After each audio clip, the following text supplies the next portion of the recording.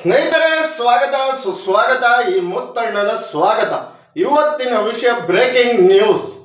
ರಾಯರಿದ್ದಾರೆ ರಾಯರಿದ್ದಾರೆ ರಾಯರಿದ್ದಾರೆ ರಾಯರಿದ್ದಾರೆ ಅಂದರೆ ನಮ್ಮ ಜೀವನದಲ್ಲಿ ರಾಯರಿದ್ದಾರೆ. ಕಂಡಂಥ ಅನ್ಯಾಯವನ್ನು ಹೇಳಬೇಕು, ಕಂಡಂಥ ದುರ್ವರ್ತನೆಗಳನ್ನ ಹೇಳಬೇಕು, ಕಂಡಂಥ ಒಂದು ನಮ್ಮ ಸಮಾಜದಲ್ಲಿ ಆಗ್ತಿರೋ ಕೆಟ್ಟು ಯೋಚನೆಗಳನ್ನು ಹೇಳಬೇಕಾಗುತ್ತೆ. ಸ್ನೇಹಿತರೆ, ಇವತ್ತಿನ ವಿಷಯ ವಿನಯ್ ಕುಲಕರ್ಣಿ ಅವರು 2018, 2015, 2016 ಆಸ್ಪಾಸು, ಅದೊಂದು ಡೇಟ್ ಮಿಸ್ ಆಗಿದೆ ಅಷ್ಟೇ, ಕೊಲೆ ಆಗುತ್ತೆ ಯೋಗೇಶ್ ಗೌಡ ಅವ್ರದ್ದು. ನಾನು ಟಿ ವಿಲಿ ಸಮೇತ ಕಣ್ಣಾರೆ ನೋಡಿದ್ದೀನಿ. ಅನಾಮಿಕರಿಂದ ಜಿಮ್ನಲ್ಲಿ ವರ್ಕೌಟ್ ಮಾಡ್ತಾ ಇದ್ದಂಥ ಯೋಗೇಶ್ ಗೌಡ ಅವ್ರ ಮೇಲೆ ಕೊಲೆ ಆಗುತ್ತೆ. ಅವರಿಗೂ ನವ ದಂಪತಿಗಳು ಕೊಲೆ ಆಗುತ್ತೆ. ಕೊಲೆ ಮಾಡಿಸ್ತವ್ರು ಯಾರು ಗೊತ್ತಾಗಲಿಲ್ಲ. ಆದರೆ ಒಂದೊಂದಾಗೆ ಎಲ್ಲ ತೆಗಿತಾ CCTV ಎಲ್ಲ ಹೋದರೆ 15-16 ಜನ ಬರ್ತಾರೆ. 17 ಜನ. 17ನೇ ಜನದಲ್ಲಿ 15ನೇ ಆರೋಪಿ ವಿನಯ್ ಕುಲಕರ್ಣಿಯವರು MLA ಆಗಿದ್ದಂಥವ್ರು. ಹಾಗೆ MLA ಅವ್ರು ಕೊಲೆ ಆದ ಟೈಮಲ್ಲಿ ಸಚಿವರಾಗಿರೋಂಥವ್ರು. ನಾನು ಹೇಳ್ತಾ ಇಲ್ಲ, ಸಮಾಜದಲ್ಲಿ ಹರಡಿರೋ ವಿಷಯ.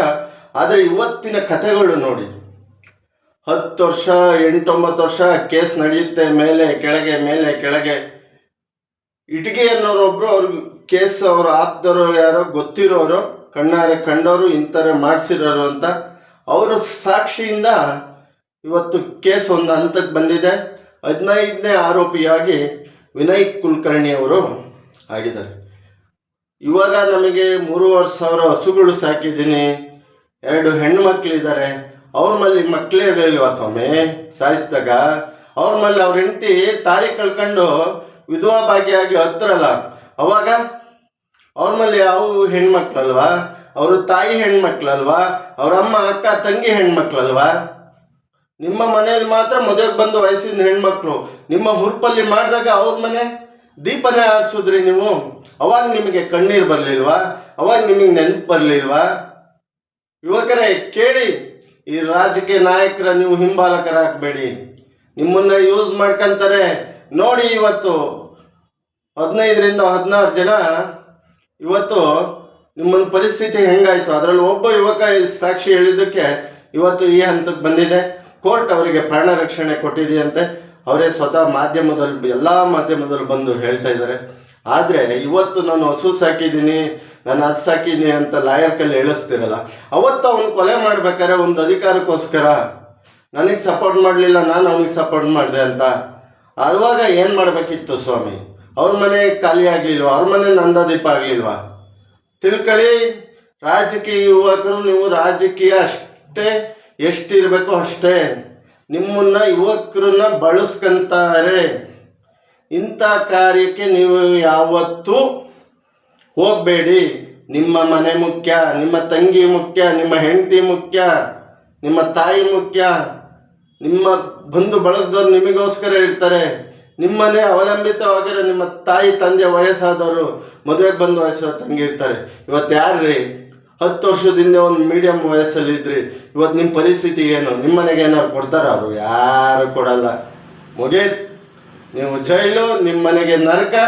ಅವ್ರ ಮನೆಗೆ ಏನ್ರಿ? ಅವ್ರು ಜೈಲಿಗೆ ಹೋದ್ರು 1,000 ಎಕರೆ ಜಮೀನು, ಕೋಟ್ಯಾಂತರ ರೂಪಾಯಿ ಆಸ್ತಿಗಳು, ದುಡ್ಡು, ಬ್ಯಾಲೆನ್ಸು, ಚಿನ್ನ, ಒಡವೆ ಎಲ್ಲ ಇರುತ್ತೆ. ನಿಮ್ಮ ಕತೆ ಏನು? ಅದಕ್ಕೆ ಯುವಕರೇ, ಯಾವತ್ತೂ ಈ ವಿಷಯದಲ್ಲಿ ಇನ್ನೊಂದು ಪದ ಹೇಳ್ಬಿಡ್ತೀನಿ, ಇಂಥವ್ರು ಸವಾಸ ಮಾಡಬೇಡಿ.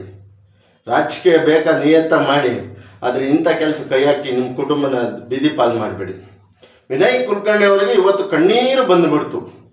ಅವತ್ತು ಅವರು ತಲೆ ಹೋಗಿ ರಕ್ತ ಹೋಗಾಗ ಸ್ವಾಮಿ, ಅವ್ರ ಹೆಂಡತಿ, ಅವ್ರ ಕುಟುಂಬ, ಅವ್ರ ಮಕ್ಕಳು ಮರಿನೋ ಮತ್ತೊಂದು, ಅದನ್ನು ಯೋಚನೆ ಮಾಡಲಿಲ್ವಾ? ನಾನು ಧಾರವಾಡ ಕೋರ್ಟಿಗೆ ಸಲ್ಯೂಟ್ ಹೊಡಿತೀನಿ. ಸತ್ಯಕ್ಕೆ ತಂದ ಜಯ. ಈ ಯಡಿಯೂರಪ್ಪನವ್ರು ಯಾರು ಹೇಳಿದರು ಇದಕ್ಕೆ ನ್ಯಾಯ ದೊರಕಿಸ್ಕೊಡ್ತೀವಿ ಅಂತೇಳಿ ಅಂತ ವಿಡಿಯೋ ಒಂದು ನೋಡಿದೆ. ಬಂದೇ ಬರುತ್ತೆ ನ್ಯಾಯ, ಸತ್ಯವಾಗ್ಲೂ ಆಗುತ್ತೆ ಅಂತ. ಅವ್ರು 2 ವರ್ಷ ಆದಮೇಲೆ ಅವರು ಮಾತು ಕೊಟ್ಟಂತೆ ಇವತ್ತು ಅವ್ರ ಮಾತಲ್ಲ, ನ್ಯಾಯವಾಗಿ ಹೋಗಿ ಒಂದು ಗೆದ್ದಿದೆ ಇವತ್ತು ನ್ಯಾಯ. ನಿಮಗೆ ಇವತ್ತು ಹಸುಗಳ ನೆನಪಾಯಿತು, ನಿಮ್ಮ ಮಕ್ಕಳು ಮದುವೆಗೆ ಬಂದ ಹೆಣ್ಮಕ್ಳು ನೆನಪಾಯಿತು, ಬೇರೆಯವ್ರ ಮನೆ ತಲೆ ಹೊಡಿಬೇಕಾರೆ ಸ್ವಾಮಿ, ಅವ್ರನ್ನ ಸಾಯಿಸ್ಬೇಕಾರೆ ನಿಮಗೆ ನೆನಪಾಗಲಿಲ್ವೇ? ಅವ್ರ ಮನೆ ಬರೀ ದೀಪ ಮಾಡೋದ್ರಲ್ಲ, ಅವಾಗ ನೆನಪಾಗ್ಲಿಲ್ವೇ? ಅವ್ರ ವಂಶ ಕುಡಿನ ನಿರ್ವಂಶ ಮಾಡೋದ್ರಲ್ಲ, ಅವಾಗ ನೆನಪಾಗ್ಲಿಲ್ವೇ?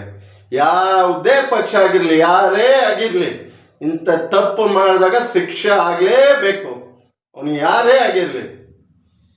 ಆ ಹೈಕೋರ್ಟ್, ಆ ನ್ಯಾಯಾಧೀಶರಿಗೆ ನಾನೊಂದು ತುಂಬು ಹೃದಯದ ಧನ್ಯವಾದ ಸಲ್ಲಿಸ್ತೀನಿ. ಹೆದರಬೇಕು ಯುವಕರು, ನಮ್ಮ ಯುವಕರು ಪಾಠ ಕಲಿಬೇಕು.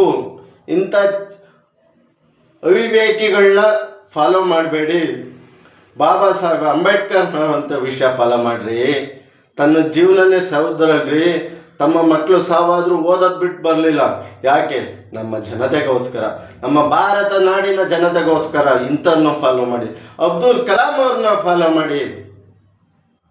ಅಟಲ್ ಬಿಹಾರಿ ವಾಜಪೇಯಿ ಅವ್ರನ್ನಂತ ಫಾಲೋ ಮಾಡಿ.